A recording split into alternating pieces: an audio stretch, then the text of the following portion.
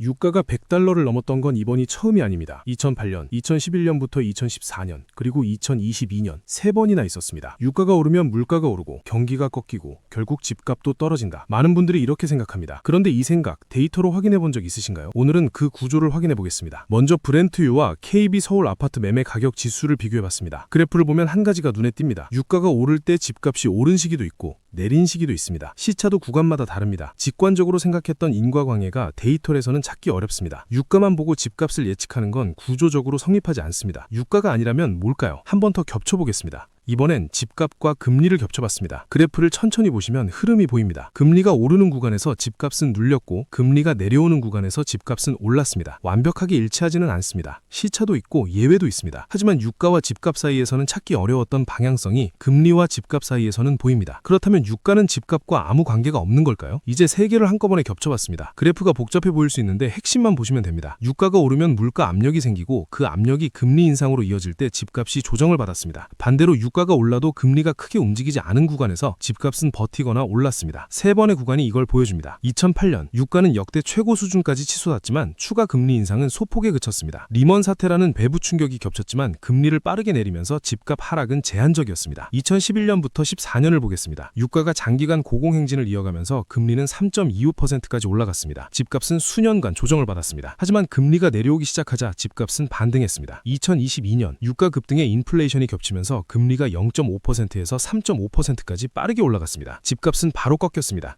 그리고 금리 인하가 시작되자 집값은 다시 올라오고 있습니다. 유가는 집값을 직접 움직이지 않습니다. 금리를 통해 간접적으로 작동합니다. 유가 상승, 물가 상승, 금리 인상, 집값 조정. 유가 오르면 집값 떨어진다는 말 틀린 말은 아닐 수 있습니다. 하지만 중간 과정을 생략한 해석입니다. 물론 집값을 움직이는 건 금리만이 아닙니다. 공급, 수요, 통화량 등 여러 요인이 함께 작동합니다. 하지만 단기적으로 수요를 가장 빠르게 조이고 푸는 변수는 금리입니다. 집값이 움직이는 순간은 금리가 멈추고 내려오기 시작하는 그 시점입니다. 정리하겠습니다. 금리의 방향은 아직 알 수 없습니다. 전쟁이 장기화되고 고유가가 지속되면서 인플레 압력으로 금리까지 장기간 올라간다면 집값은 조정을 받을 수 있습니다. 하지만 유가가 안정되고 금리가 내려가면 집값은 어떻게 될까요? 오일 쇼크를 이유로 결정을 망설이고 있다면 봐야 할 건 유가가 아니라 금리의 방향입니다. 그리고 만약 조정이 온다면 그건 구조적으로 만들어진 타이밍일 수 있습니다. 만약 전쟁이 단기로 끝나고 유가가 안정되면 다른 요인들은 어떤 상태일까요? 공급, 전국의 주택 착공 실적은 2011년 통계 이래 최저 수준입니다. 수요, 인구 수는 정체되기 시작했지만 가구 수는 계속 늘어나고 있습니다. 그리고 통화량은 유례 없는 속도로 증가되고 있습니다. 이런 압력 속에서 금리까지 내려간다면 집값은 어떻게 될까요? 궁금한 점이나 다뤄줬으면 하는 주제는 댓글로 남겨주세요. 감사합니다.